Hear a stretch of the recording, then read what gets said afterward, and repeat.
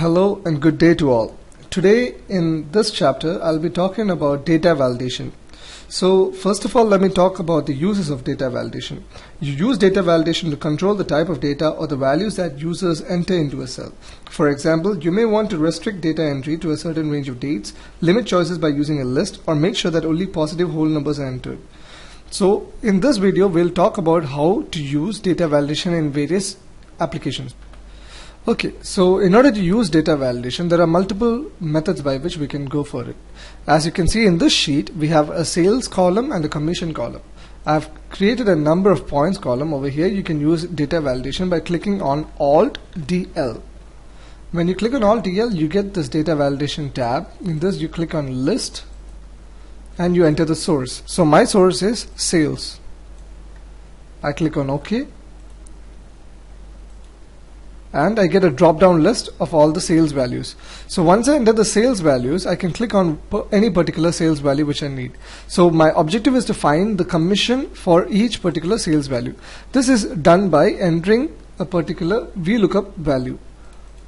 So what I do is I enter this particular value. This is basically VLOOKUP of the data validation tab, comma, the sales and the commission table, comma, to which refers to the commission, and true, which is exact match.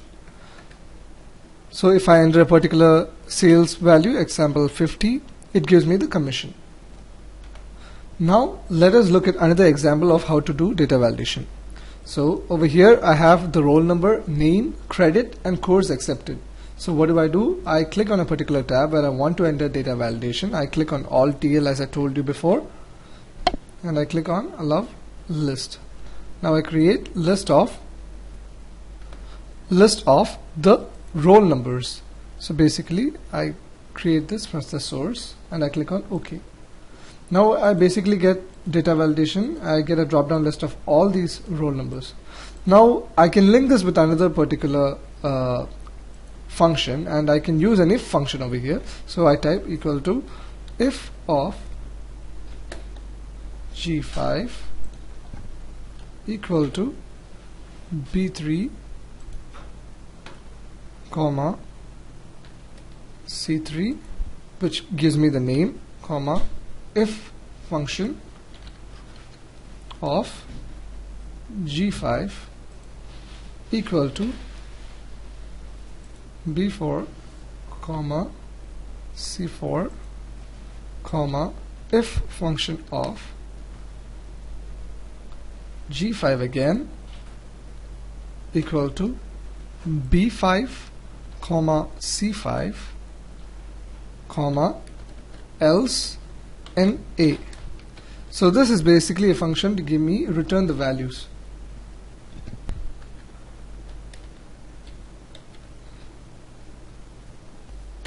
So once I click on data validation for a particular roll number, say 504, I get the particular candidate's name, Akila Manjunath. Again 619, I get Sneha Paul. That's another use of data validation. Now let's move on to another sheet and see another example of data validation.